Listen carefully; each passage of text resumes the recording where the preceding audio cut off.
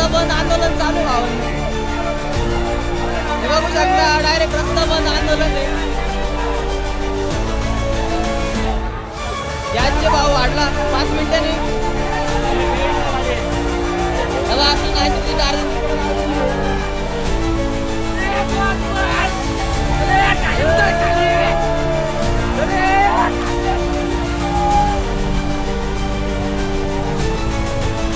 आता 85 होता आणि लगेच 5 मिनिटात